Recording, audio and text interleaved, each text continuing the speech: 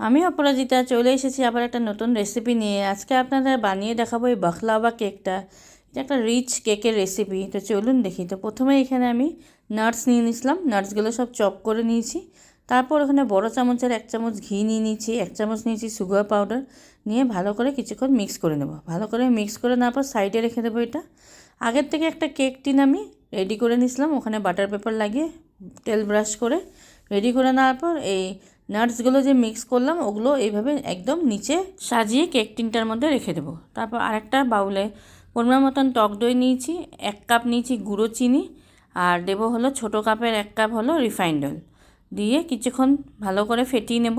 ফেটিয়ে নেওয়ার পর দিয়ে দিচ্ছি 1 চামচ রোজ ওয়াটার, ওটা দিয়েও কিছুক্ষণ ফেটিয়ে নেওয়ার পর 1.5 কাপ মতন আমি ময়দা নিয়েছি।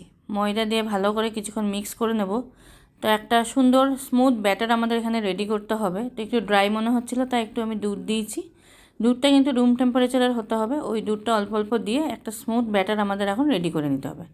তারপর দিয়ে দিচ্ছি 3 চামচ মিল্ক পাউডার, ওটা দিয়েও কিছুক্ষণ মিক্স করে নেওয়ার পর ফাইনালি দিলাম 1 টিস্পুন বেকিং পাউডার আর 1/4 টিস্পুন বেকিং সোডা। একটু দুধ দিয়ে আমি ভালো করে মিক্স করে নিয়েছি। তারপর এই কেক টিনটা নিয়ে নিয়েছি, যেখানে নাটসগুলো আগের থেকে প্লেস করা ছিল, উপর থেকে পুরো ব্যাটারটা দিয়ে ট্যাপ করে নিয়ে প্রি হিটেড কড়াইতে এখন আমি 45 মিনিটসের জন্য মিডিয়াম টু হাই ফ্লেমে রেখে দিয়েছিলাম। 45 মিনিটস পর চেক করে দেখলাম খুব সুন্দরভাবে কুক হয়ে গেছে। ঠান্ডা করার পর এইভাবে ডিমোল্ড করে নিলাম এই কেকটা।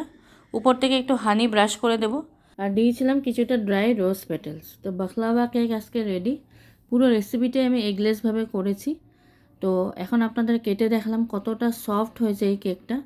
তো অবশ্যই বলবো, সামনে অনেক রকমই ফেস্টিভ্যাল আসছে আমাদের। তো এই একটা কেকের রেসিপি আপনারা ট্রাই করে দেখতে পারেন, যেটা খুবই টেস্টি হয় আর খুব রিচও হয়।